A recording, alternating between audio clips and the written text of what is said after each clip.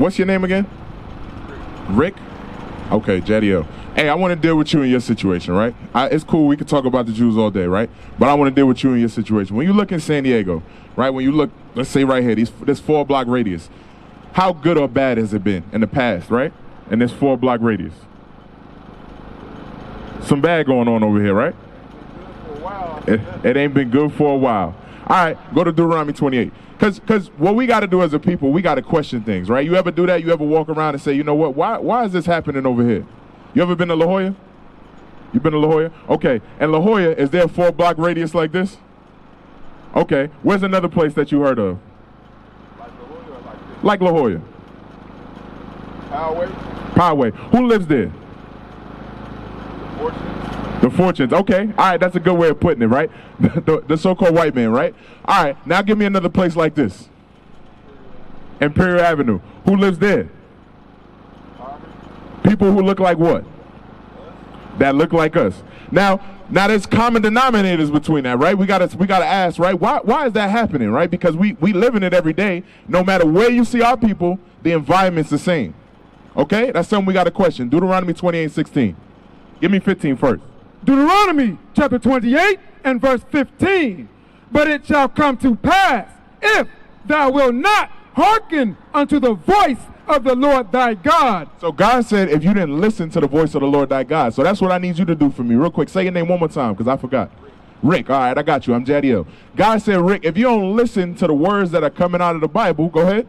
To observe, to do all his commandments. So you were supposed to pay attention and then act upon what you heard. Go ahead. And his statutes, which I command thee this day, that all these curses shall come upon thee and overtake thee. So God said, as a result of me giving you the law and you breaking the law, I'm going to have to curse you, right? So we said it before. When you go to certain areas, La Jolla, Poway, there are people who do not look like us living in a fortunate situation.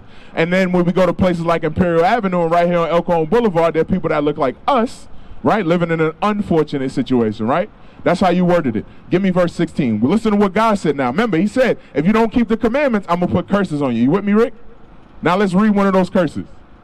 Verse 16. Cursed shalt thou be in the city, and cursed shalt thou be in the field. Now read it again from the top for Rick so it sink in. Cursed shalt thou be in the city, and cursed shalt thou be in the field. Now you named a couple cities, right? But I'm going to give you other ones. In New York, are people cursed? In Los Angeles, are people cursed? In Seattle, are people cursed? People that look like us. They are. There's hoods everywhere you go, right?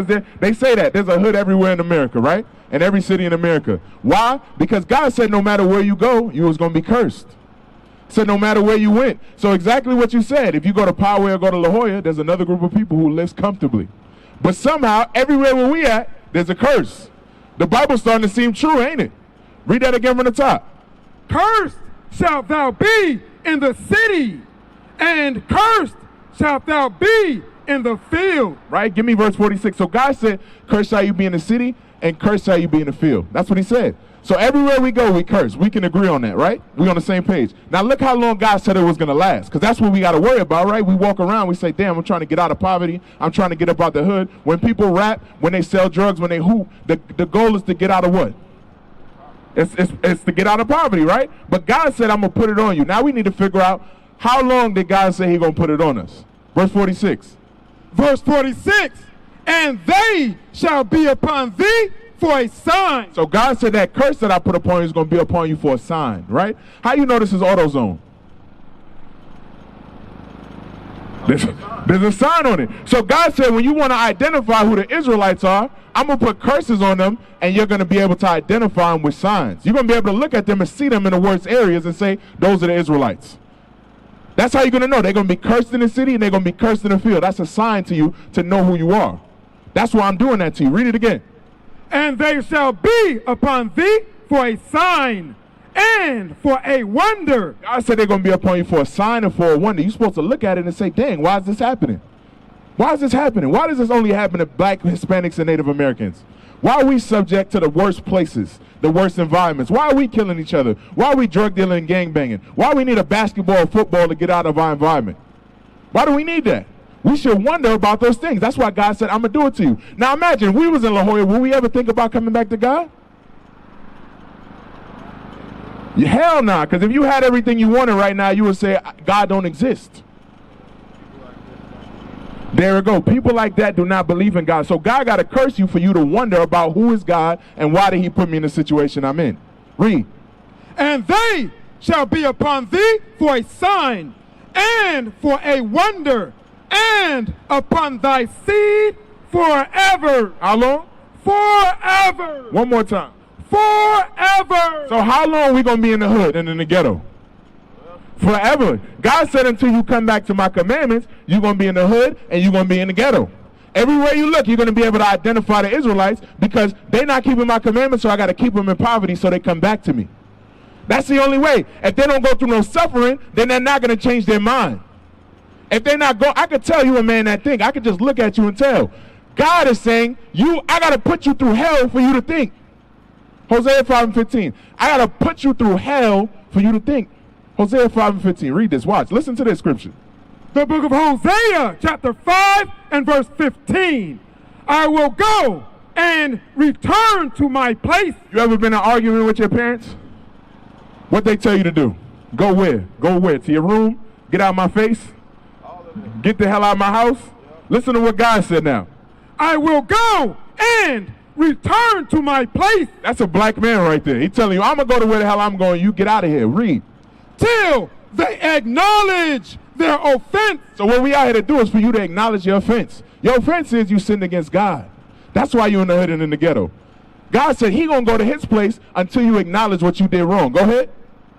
And seek my face. So God said, now if you acknowledge what you did wrong and seek my face, go in the Bible and figure out what's happening to you. Read.